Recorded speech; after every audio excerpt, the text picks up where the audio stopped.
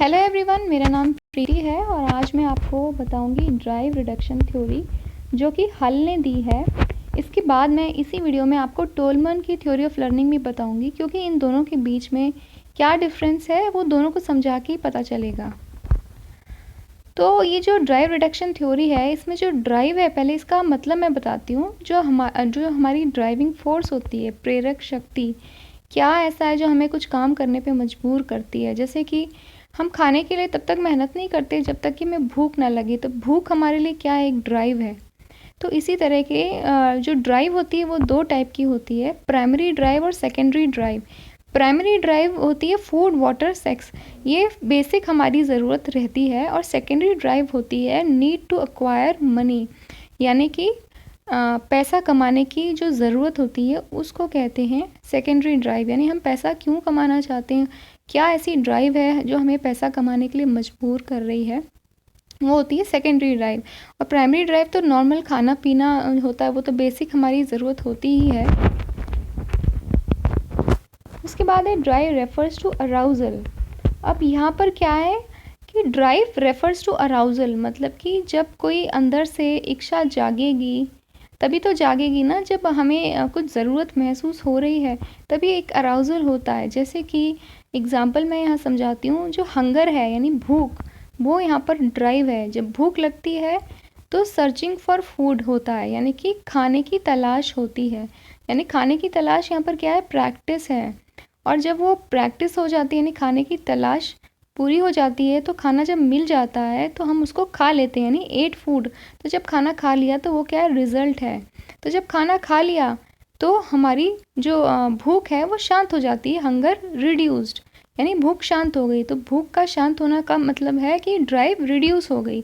तो शुरू में ड्राइव थी बहुत ज़्यादा, जो हंगर है, लास्ट में जो वो ड्राइव है वो रिड्यूस हुई। तो ड्राइव रिड्यूस कैसे हो गई, वो बीच का प्रोसेस क्या था कि प्रैक्टिस की उस ड्राइव को पाने के लिए, और उसका रिज़ल्ट पाने के बाद में तब वो ड्राइव रिड्यूस हुई।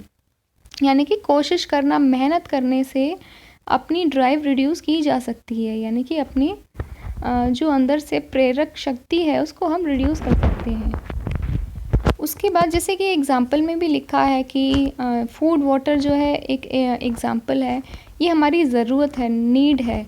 और जो हंगर और थर्स्ट यानी कि खाना, जो भूख लगना है और प्यास लगना है, ये ड्राइव है। यानी भूख, खाना कितना भी रखा हो, अगर आपको भूख ही नहीं है तो आप मेहनत क्यों करोगे उसको पाने के लिए। या आपको पानी कितना भी है लेकिन प्यास ही नहीं है, तो वो आपके लिए ड्राइविंग फोर्स नहीं बनेगी। तो जो भूख और प्यास है, ये इसको ड्राइव कहते हैं, खाने को ड्राइव नहीं कहते। खाना और पानी वो ज़रूरत है, नीड है हमारी।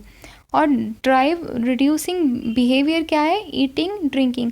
जब हम खाते हैं या पीते हैं, वो ड्राइव रिड्यूसिंग बिहेवियर है, ड्राइव को कम करने वाला बिहेवियर।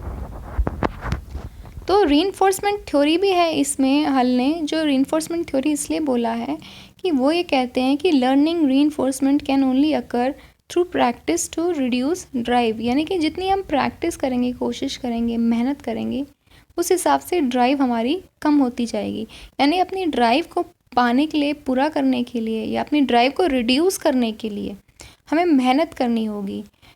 तो यहाँ पे ड्राइव रिडक्शन थ्योरी इसीलिए बोला है कि ड्राइव को रिड्यूस, कम करना है, रिड्यूस यानी कम करना है। तो कम करने का तरीका क्या है, उसमें तरीका है मेहनत करना। किस कारण ड्राइव जाग रही है, उस कारण को पूरा करना, उसको कारण को पाने के लिए मेहनत करना। उस मेहनत से हमारी ड्राइव रिड्यूस होती है। इसका मतलब है कि प्रैक्टिस मोर, ज़्यादा से ज़्यादा प्रैक्टिस करना। तो हल यहाँ पर सिंपली ये समझाना चाहते हैं कि किसी भी स्कूल में किसी भी बच्चे की कोई भी ड्राइव होती है, उसको पूरा करने के लिए वो मेहनत करेगा, तभी वो उस ड्राइव को पूरा कर सकता है। ये जैसे कि किसी बच्चे को अंदर से बहुत ज़्यादा इच्छा है कि बहुत ज़्यादा एक इच्छा जाग रही है कि उसको बहुत ज़्यादा तेज़ भूख लग रही है और उसको खाना खाना है, तो वो खाने के लिए मेहनत करना शुरू करेगा, अपना जो भी है अगर उसको क्लास के बीच में ही अभी इंटरवल नहीं हुआ, बहुत ज़्यादा भूख लग रही है और वो पढ़ाई में कंसंट्रेट नहीं कर पा रहा है, तो उसके लिए अभी वही ड्राइव बनी हुई है, तो उसके लिए वो उसी पर फोकस करेगा। या तो वो टीचर से बात करेगा कि उसको अभी खाना खाने दिया जाए क्योंकि उसको बिल्कुल भी कंफर्टेबल नहीं लग रहा है। तो ये क्या कर रहा है, ये सब वो मेहनत कर रहा है। फिर टीचर उसे अलाउ करेगी तब वो अपना टिफ़िन खोलेगा, फिर उसको खाएगा। जब खा लेगा तो उसकी ड्राइव रिड्यूस हो जाएगी, यानी उसकी भूख शांत हो जाएगी। तो उसने यहाँ पर क्या की थी, मेहनत की थी, कोशिश की थी अपनी ड्राइव को रिड्यूस करने के लिए। यहाँ कोशिश ड्राइव क्या थी, भूख, और कोशिश क्या थी कि उसको टीचर से उसने पूछा, परमिशन ली, फिर अपना टिफ़िन खोला, ये उसकी कोशिश थी। और जब खाना खा लिया, जो रिज़ल्ट था वो खाना खा लिया, उसके बाद क्या हुआ, आपकी ड्राइव रिड्यूस हो गई, यानी आपकी भूख शांत हो गई। तो ये है ड्राइव रिडक्शन थ्योरी। उसके बाद में नेक्स्ट है टोलमन्स की थ्योरी ऑफ लर्निंग। टोलमन क्या कहते हैं कि लर्निंग कैसे होती है, सीखते कैसे हैं, उसका क्या तरीका है। यहाँ पर स्टिमुलस रिस्पॉन्स को रखा गया है। स्टिमुलस एंड रिस्पॉन्स को मैं पहले भी पैवलोव की कंडीशनिंग में पैवलोव कंडीशनिंग थ्योरी में बता चुकी हूँ कि ये क्या होते हैं। मैं फिर से बता देती हूँ कि किसी भी चीज़ से आप एकदम से रिस्पॉन्ड करते हैं, वो स्टिमुलस होता है। जैसे कि आग है, आग में आप उंगली देंगे तो आपको एकदम जलन महसूस होगी। तो यहाँ पर जलन क्या है, रिस्पॉन्स है, और आग क्या है, स्टिमुलस है। कि किस कारण आपने रिस्पॉन्स दिया, आग के कारण दिया। तो यहाँ पर टोलमन का मानना है कि स्टिमुलस और response does not have relation all the time, कि इनका हमेशा एक दूसरे से रिलेशन नहीं होता है। मतलब कि एग्जांपल देके मैं आपको समझाती हूँ, जिससे आपको ड्राइव रिडक्शन थ्योरी और इस थ्योरी में डिफरेंस आसानी से पता चल जाएगा। कि अगर आप कोई बंगला देखते हैं बड़ा सा, तो आपके अंदर एक ड्राइव क्रिएट होती है कि मुझे पैसा कमाना है। तो यहाँ पर स्टिमुलस क्या था, बंगला, बहुत बड़ा जो बंगलो है वो स्टिमुलस था। उसे देखकर ही तो आपके मन में ड्राइव क्रिएट हुई। तो ड्राइव क्या क्रिएट हुई, टू अर्न मनी, पैसा कमाने की। तो रिस्पॉन्स क्या था, टू अर्न मनी, ये रिस्पॉन्स था। तो यहाँ पर टोलमन कहते हैं लेकिन हर बार ऐसा नहीं होता है। कभी कभी क्या होता है, आपने एक बड़ा सा बंगला देखा और आपके मन में कोई भी ड्राइव क्रिएट नहीं हुई कि आपको पैसा कमाना है, क्योंकि शायद आप अपने छोटे से घर से ही सेटिस्फाई हैं, आपको नहीं लगता कि ये बड़ा बंगलो आपको चाहिए। तो यहाँ पर क्या था कि आपकी जो नीड्स हैं, आपकी ज़रूरतें, वो अलग हैं। सबकी सेम ज़रूरत नहीं होती, सबके लिए एक ही ड्राइव नहीं होती है, सबकी ड्राइव अलग अलग है। किसी के लिए कुछ और ज़रूरत है। तो आप हर बच्चे पे एक ही टेक्निक यूज़ नहीं कर सकते हैं कि आपने उसके आगे कोई रिवॉर्ड रख दिया कि अगर आप इतने मार्क्स लाओगे तो आपको ये रिवॉर्ड मिलेगा। तो कुछ बच्चे उस रिवॉर्ड के लिए बहुत मेहनत करेंगे, लेकिन कुछ बच्चे मेहनत नहीं करेंगे। तो ऐसा क्यों है, क्योंकि उनकी वो नीड ही नहीं है। जो रिवॉर्ड आप उसे दे रहे हो वो रिवॉर्ड उनको चाहिए ही नहीं, उनकी ये ड्रीम ही नहीं है, उनकी ये नीड नहीं है। तो ये उनके अंदर ड्राइविंग फोर्स क्रिएट नहीं कर रही है, यानी मेहनत करने के प्रति इच्छा शक्ति नहीं जाग रही है। तो फिर इसमें क्या कर सकते हैं। तो ये टोलमन ने हल की थ्योरी से ये बताया है कि हल की थ्योरी में उन्होंने सिर्फ ये बोल दिया कि आपने सिर्फ एक रिवॉर्ड रख दिया और उसको पाने के लिए वो मेहनत करेंगे ही करेंगे। तो इसलिए ड्राइव रिडक्शन थ्योरी बिल्कुल सही है बच्चों को मेहनत करवाने के लिए और कुछ भी अचीव कराने के लिए। लेकिन यहाँ पर क्या है, वो ये कह रहे हैं कि सबके लिए एक ही टाइप की जो भी चीज़ है, वो जो भी रिवॉर्ड है वो काम नहीं करेगा। एक ही ड्राइव सबकी नहीं होती, सबकी अलग अलग ज़रूरतें हैं। कि किसी की कुछ ज़रूरत है तो किसी की कुछ। तो आपको ये जानना होगा कि हर बच्चे की ज़रूरत क्या है, उसको अगर आप रिवॉर्ड के तौर पे रखो तब वो मेहनत करेगा। कोई एक टॉफ़ी के लिए बहुत अच्छी मेहनत कर सकता है, तो कोई वो टॉफ़ी पाने में बिल्कुल भी इंटरेस्टेड नहीं है, उसको कुछ और चाहिए। उसको शायद 4 स्टार चाहिए कॉपी में अपने पेरेंट्स को दिखाने के लिए। उसके लिए सबकी अपनी अपनी ज़रूरत है, तो वो उसके लिए मेहनत करना चाहेगा। तो किसी के लिए कुछ इंटरनल ड्राइव है, अंदर से कुछ, किसी को कुछ चाहिए तो किसी को कुछ, सबकी अपनी अपनी ज़रूरतें हैं। तो ऐसा टोलमन ने बोला है, जो हल ने नहीं बोला।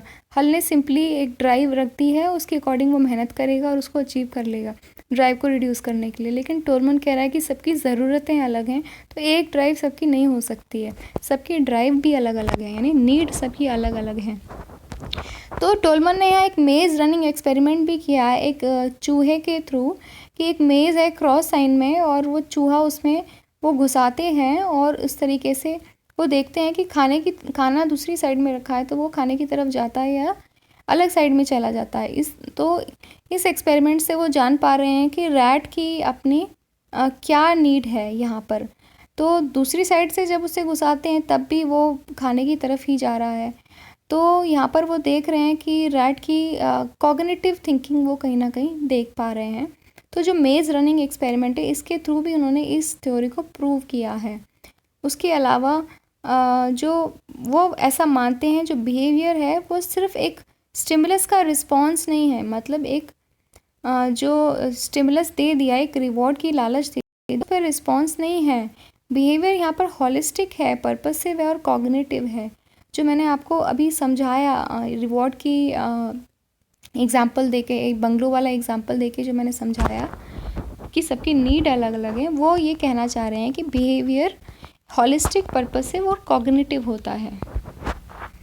उसके अलावा टोलमन ने इंटरवेनिंग वेरिएबल्स के बारे में समझाया है कि ये क्या है। तो उन्होंने 3 क्लासेस ऑफ वेरिएबल्स यहाँ पर बताए हैं कि वेरिएबल 3 क्लास के हैं, independent, intervening and dependent variable. तो यहाँ पर इंडिपेंडेंट वेरिएबल क्या है, फूड, खाना, और इंटरवेनिंग वेरिएबल क्या है, भूख यानी हंगर, और डिपेंडेंट वेरिएबल है हंट फॉर फूड, यानी कि जो हम शिकार करेंगे खाने का वो डिपेंड है ना किसी चीज़ पर। किस पर डिपेंड है वो खाने पर डिपेंड है, खाना होगा तभी। और इंटरवेनिंग क्या है, हंगर, भूख होगी तभी तो शिकार करेंगे। तो भूख जो हंटिंग है वो हंगर पे कहीं ना कहीं डिपेंड है, और हंगर जो है फूड पर।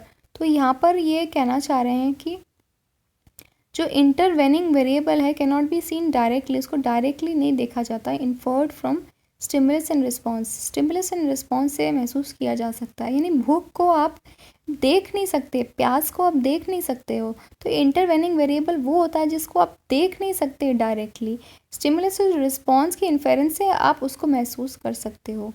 तो यहाँ पर जो फूड है, यहाँ पर खाना है, वो इंडिपेंडेंट वेरिएबल है, वो किसी पर डिपेंड नहीं, खाना तो है ही, है ना। लेकिन जो डिपेंडेंट वेरिएबल है वो क्या है, हंट फॉर, शिकार खाने का, यानी खाने के लिए जो कोशिश हम कर रहे हैं वो डिपेंडेंट वेरिएबल है। तो कोशिश हम क्यों कर रहे हैं उसका कोई कारण है, लेकिन खाना क्यों है उसका कोई कारण नहीं है। तो यहाँ पर डिपेंडेंट वेरिएबल जिसका रीज़न है, किस रीज़न से हम कोई काम कर रहे हैं, वो जो रीज़न है वो डिपेंडेंट हो गया, और जो एक काम है जो कि जो खाना है वो इंडिपेंडेंट है यहाँ पर। और जो इंटरवेनिंग जो दिखता नहीं है वो है हंगर, भूख, वो इंटरवेनिंग वेरिएबल जो दिखता नहीं है। तो इस तरीके से टोलमन ने वेरिएबल इसको नाम रखा गया है, ना कि इन्होंने ड्राइव के वे में इसको रखा गया है कि जो हंगर है उसमें हल ने इसको ड्राइव बोला है, इन्होंने इसको, टोलमन ने इसको इंटरवेनिंग वेरिएबल बोला है, हंगर को, भूख को। और उन्होंने जो डिपेंडेंट वेरिएबल है हंट फॉर फूड को उन्होंने प्रैक्टिस बोला है हल ने, और इन्होंने डिपेंडेंट वेरिएबल बोला, यानी जो काम कर रहे हैं, जो प्रैक्टिस कर रहे हैं, जो मेहनत कर रहे हैं, उसको उन्होंने प्रैक्टिस बोला है हल ने, और इन्होंने डिपेंडेंट वेरिएबल उसका नाम रखा है हंट फॉर फूड। और जो फूड है इंडिपेंडेंट वेरिएबल, फूड डिप्राइवेशन, उसको इन्होंने इंडिपेंडेंट वेरिएबल नाम रखा है यहाँ पर, जो कि वहाँ पर उन्होंने उसका नाम नहीं रखा है। तो वहाँ पर वो स्टिमुलस है एक किस्म से, फूड। उसके बाद में इस तरीके से आप ये पूरी थ्योरी समझ सकते हैं, हल की थ्योरी और टोलमन की थ्योरी, और इन दोनों के बीच का डिफरेंस क्या है, क्योंकि ये रिलेट कर रही थी आपस में। दोनों एक साथ समझाने से इनका डिफरेंस समझ में आता है, इसलिए मैंने एक साथ दोनों समझाई हैं। So thank you so much guys मेरा वीडियो देखने के लिए। अगर वीडियो अच्छा लगे तो प्लीज़ इसको लाइक और सब्सक्राइब ज़रूर करें।